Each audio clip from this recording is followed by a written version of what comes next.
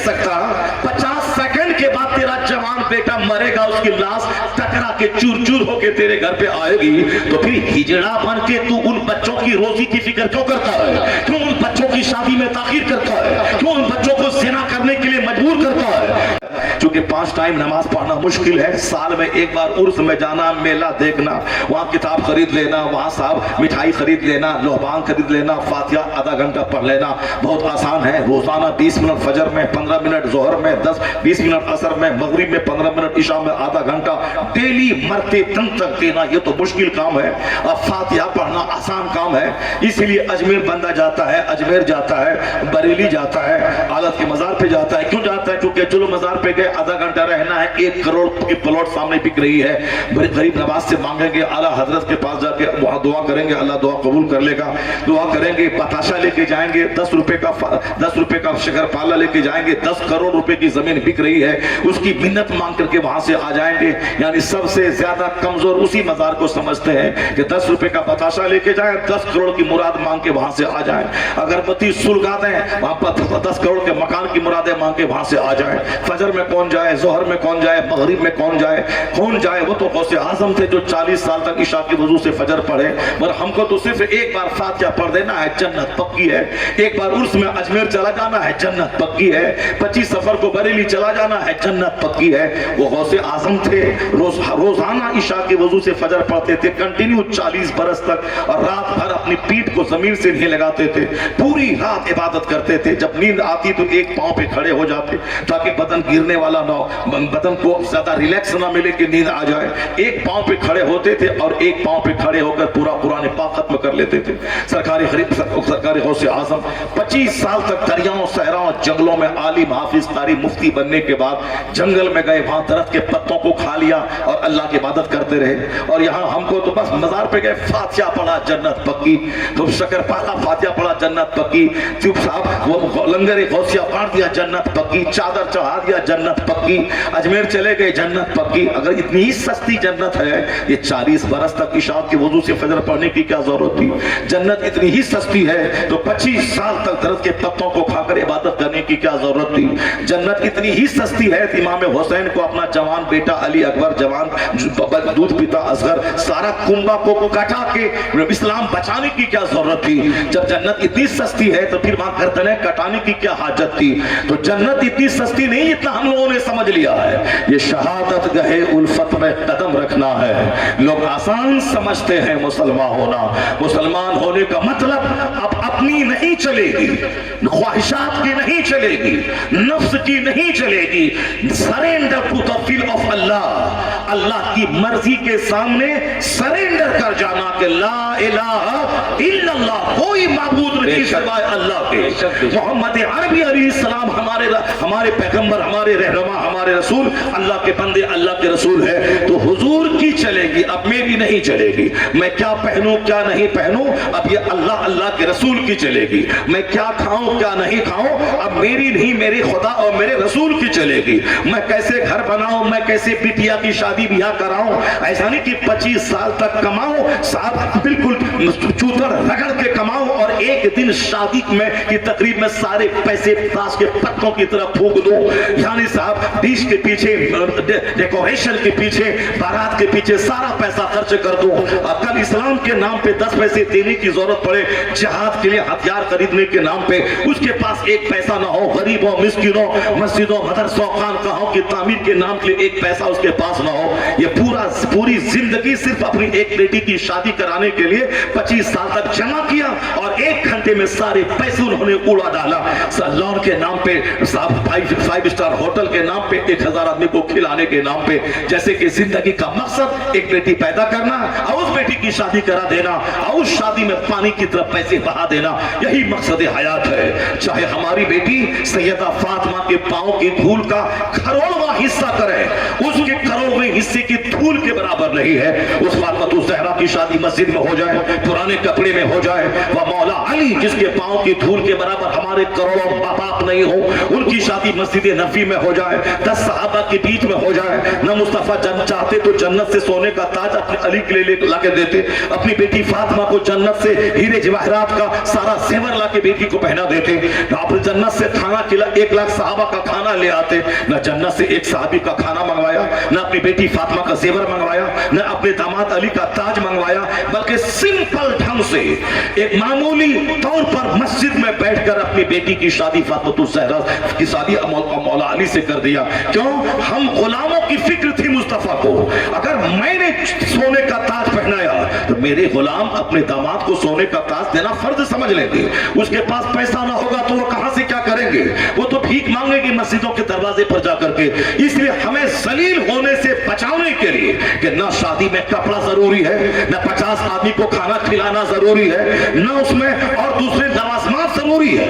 इसलिए हुजूर ने मस्जिद में अपनी इख्तियारात के बावजूद, तमाम सलाहियतों और इख्तियारात के बावजूद हुजूर ने सिंपल ढंग से शादी करी ताकि कयामत तक मेरा गुलाम पेचीदगी में न पड़े।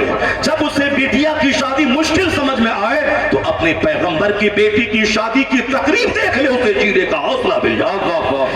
इसलिए मुस्तफा ने अपनी बेटी की शादी मस्जिद में करा दी ताकि मेरी उम्मत 5 स्टार होटल के चक्कर में पड़ के सुसाइड ना करे, मेरे गुलाम साहब लॉन बुक करने के चक्कर में कर्ज के बोझ में ना दब जाए, ना मेरी कनी से वो शादी के मैं बाप के पास पैसा ना होने की वजह से वो अधेड़ और बूढ़ी ना हो जाए, ताकि ना पैसा हो और ना बाराती के खाने का पैसा, ना कपड़े का पैसा, ना साफ फर्नीचर देने का पैसा, तो बिटिया की शादी कहां से होगी? मेरे लोग जहर खा के मर जाएंगे। हुजूर ने अपनी बेटी की शादी इंतहाई सिंपल करा के कयामत तक के लिए मॉडल कायम कर दिया कि तू अगर ज़िना को मुश्किल बनाना है, शादी को आसान बनाना है, बेटी को बोझ नहीं समझना है, शादी को मुश्किल नहीं बनाना है, तो काफिर की पैरवी मत कर, अपने मुस्तफा की पैरवी कर, शादी आसान हो जाएगी, ज़िना मुश्किल हो जाएगी। जिंदाबाद जिंदाबाद, अल्लाहु अकबर, या रसूल अल्लाह, या गौस। आज हमने फिल्में देख देख कर शादी को मुश्किल बना दिया, ज़िना को आसान बना दिया। आज हमने काफिरों मुशरिकों की शादी देख देख कर हमने अपनी शादी मुश्किल बना दी और हमने ज़िनाकारी को आसान बना दिया। लड़की की शादी 48 साल की उम्र में हो रही है साहब, अब लड़के की शादी 48 साल की उम्र में हो रही है। शादी की उम्र है 18 साल, उम्र हो रही 48 साल। क्यों? लड़का मनपसंद नहीं मिल रहा है, नौकरी वाला, तिजारत वाला, माल वाला, या गल्फ कंट्रीज में नौकरी करने वाला, इसीलिए बिटिया की शादी नहीं कराऊंगा, मोहताज नहीं रहेगी मेरी बेटी। लगता है कि बेटी को इसलिए पैदा किया है, यही बेटी का खुदा है, यही बेटी को रोजी देने वाला है, यही बेटी की जिंदगी लिखने वाला है। मैं कहता हूं, ए हिजड़ा, तेरी बेटी कल मरेगी 2 दिन के बाद, क्या तुमको मालूम है इसकी जिंदगी कितनी है? सबसे पहले अगर बाल बच्चों को अगर नौकरी चाकरी, माल दौलत, सोना चांदी सब देना है तो पहले बच्चे को उम्र दे दे तू कि तुझको 50 साल जिंदा रहना मैं लिख के देता हूं। जब तू उम्र नहीं दे सकता, 50 सेकंड के बाद तेरा जवान बेटा मरेगा, उसकी लाश टकरा के चूर चूर होके तेरे घर पे आएगी, तो फिर हिजड़ा बन के तू उन बच्चों की रोजी की फिक्र क्यों करता है? क्यों उन बच्चों की शादी में ताखीर करता है? क्यों उन बच्चों को ज़िना करने के लिए मजबूर करता है? इसलिए तो कहा है कुरान में कि तू शादी कर, अगर तू गरीब है तो अल्लाह तुझे गनी कर देगा, मालदार कर देगा।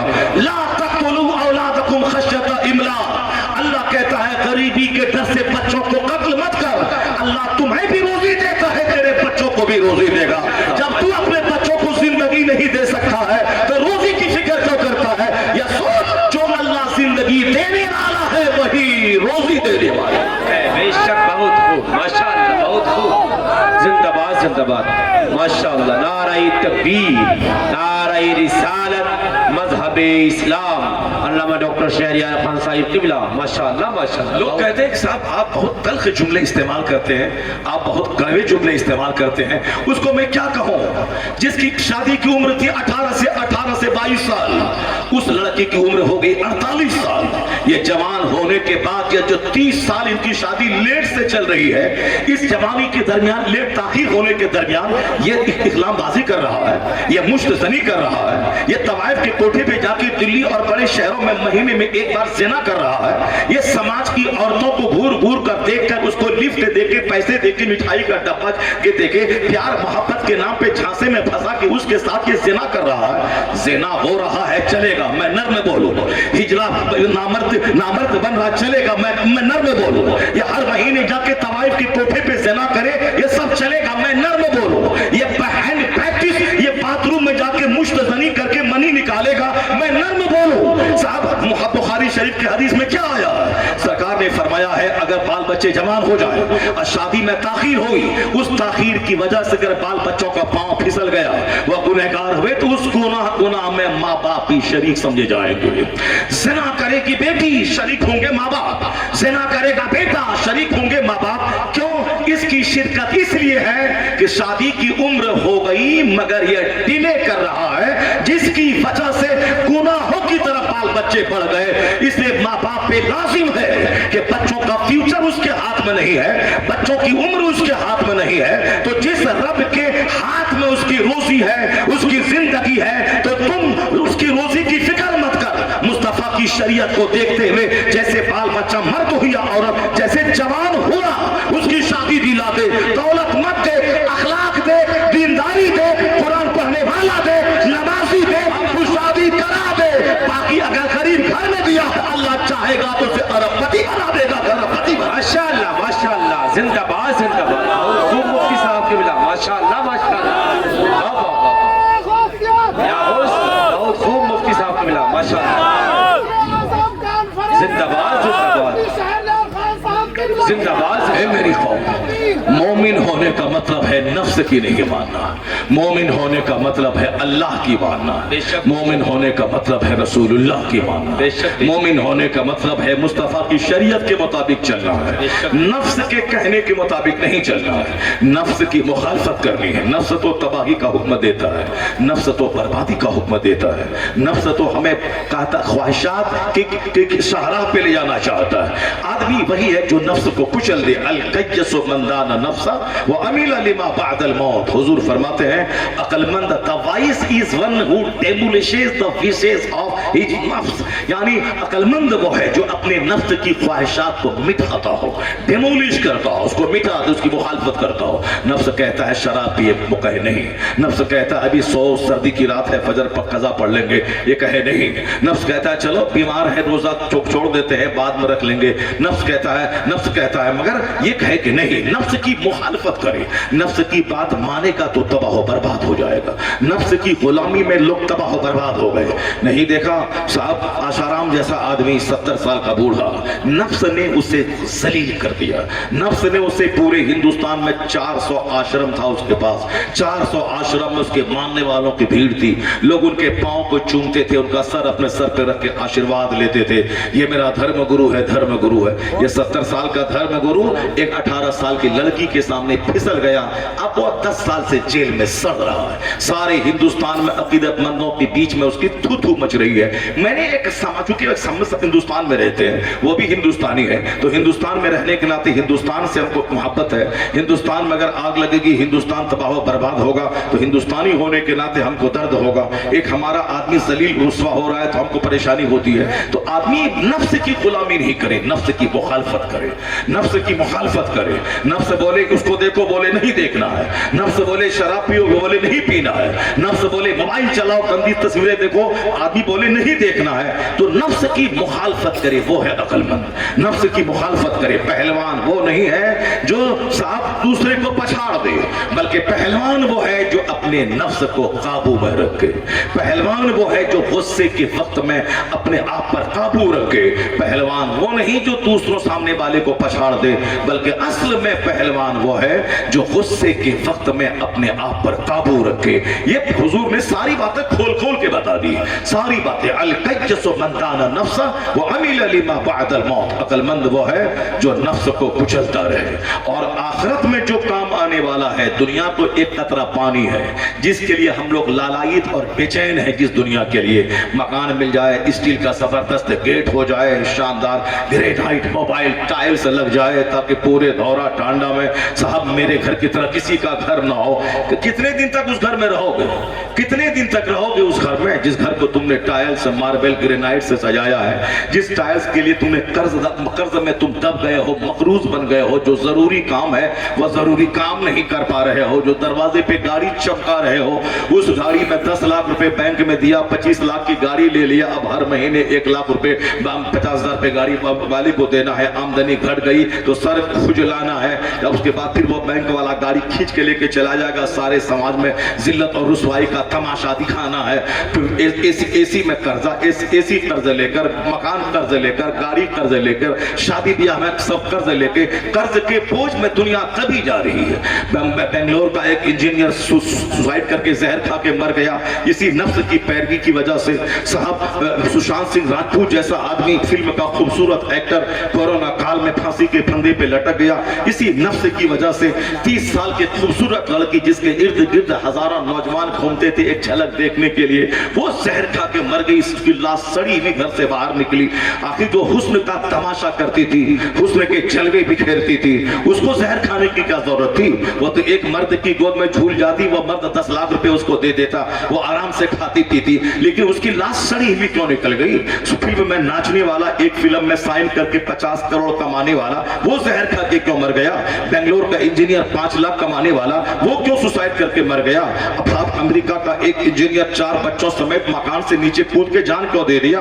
आए दिन कोटा राजस्थान में जहां साहब नीट की तैयारी करवाई जाती है, कोचिंग सेंटर का हब है, वहां बच्चे जाते हैं पढ़ने के लिए। माँ बाप का इतना प्रेशर पड़ता है कि तुमको इंजीनियर बनना है, डॉक्टर बनना है, फला का बेटा इंजीनियर बन गया, तुमको बनना है, फला का बेटा नीट निकाला 720 नंबर ले आया, तुमको भी 680 नंबर लाना है। इतना प्रेशर माँ बाप बढ़ा देते हैं। अब बच्चा सोचता है कि अब मैं नंबर नहीं ला पाऊंगा तो क्या करूं? वहां उसकी लाश निकल जाती है, डेड बॉडी। अब मैं माँ बाप को क्या मुंह दिखलाऊंगा जब मैं फेल हो जाऊंगा? तो अब वहां वो आसान समझता है कि फांसी के फंदे पे लटक के जान दे दूं, ना जिंदा रहूंगा, ना पढ़ने का प्रेशर रहेगा कि नीट निकालना है तो ITI निकालना है तो IPS ऑफिसर बनना है। आजकल हर माँ बाप ये नहीं देखता कि साहब मेरा बच्चा किस काबिल है, मेरे बच्चे का चेहरा अलग, उसके बच्चे का चेहरा अलग, मेरे बच्चे की हाइट अलग, उसके बच्चे की हाइट अलग, मेरे बच्चे की फिजिकल पोस्चर अलग, उसके अलग। तो हम उस बच्चे की तरह मुकाबला कैसे करें? मेरा बच्चा किस पोजीशन में है, इसकी मेंटेलिटी क्या है, इसके पास इसकी जहानत कैसी है, उसको देखने इसका इंटरेस्ट कैसा है, इसका शौक किस काम में है,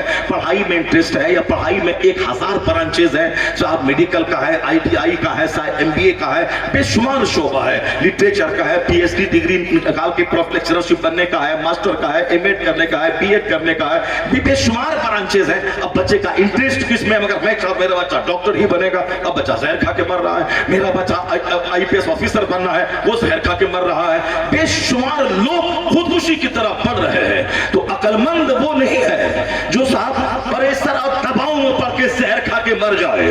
अकलमंद वो है जो सिंपल रहे, सादा रहे, जो पेचीदगी में पड़ेगा कि अच्छा घर भी चाहिए, अच्छी गाड़ी भी चाहिए, अच्छा खाना भी चाहिए, अच्छा कपड़ा भी चाहिए, रातों घड़ी भी चाहिए, फॉर्च्यूनर गाड़ी भी चाहिए, शानदार मार्केटिंग कॉम्प्लेक्स भी चाहिए, शहर में मकान भी चाहिए ताकि 5 महीना शहर में रहे, 5 दिन देहात में आके रहे। फिर एक बेटी है तो शादी के लिए 1 करोड़ रुपया चाहिए, 5 बेटा है तो 5 बेटी के लिए 5 मोहल्ले में साहब 5 की तरह मकान चाहिए। ये किसकी ख्वाहिश पूरी में जो होगी?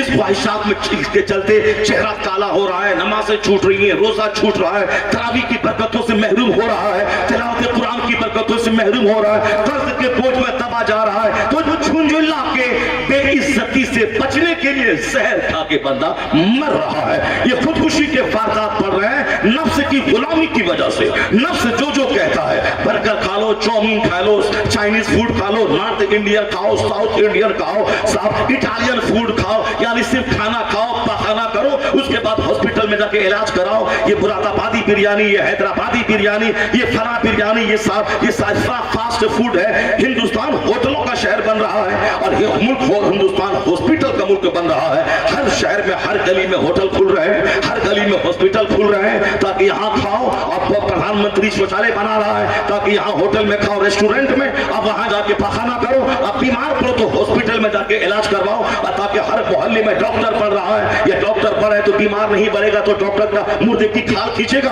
अगर बीमार नहीं पड़ेंगे डॉक्टर जाके दूसरों के खेत में मजदूरी करेगा। ये डॉक्टर बनने के बाद दिन भर छाल बजाएगा, थाली पीटेगा, इसलिए मरीज बढ़ेगा, ज्यादा खाना खाएगा और ज्यादा मरीज बढ़ेगा। ये हर साल जो हजारों डॉक्टर पैदा हो रहे हैं, ये डॉक्टर इलाज किसका करेंगे जब लोग बीमार नहीं पड़ेंगे, जब लोग टाइम पे खाएंगे, टाइम पे सोएंगे, साहब टाइम पे इबादत करेंगे, टाइम ज्यादा ख्वाहिशात नहीं पालेंगे, फिर ये बीमार नहीं पड़ेंगे। जब बीमार नहीं पड़ेंगे तो प्रोफेसर का बेटा जो डॉक्टर है वो झाल बजाएगा, प्रधानमंत्री का बेटा जो डॉक्टर है वो झाल बजाएगा, साहब आईपीएस ऑफिसर का बेटा जो डॉक्टर बन के आया है अब वो क्या करे, वो थाली पीटेगा। इसीलिए खूब खाओ, खूब बीमार पड़ो, ताकि हम मालदारों के बेचे जो डॉक्टर बन रहे हैं इसकी दुकान चमकती रहे। 100 पेशेंट डेली जाए, 50 का हर डेली ऑपरेशन करवाए, पर ऑपरेशन में 50,000 रुपए कमाए, और ये 50 करोड़ का जो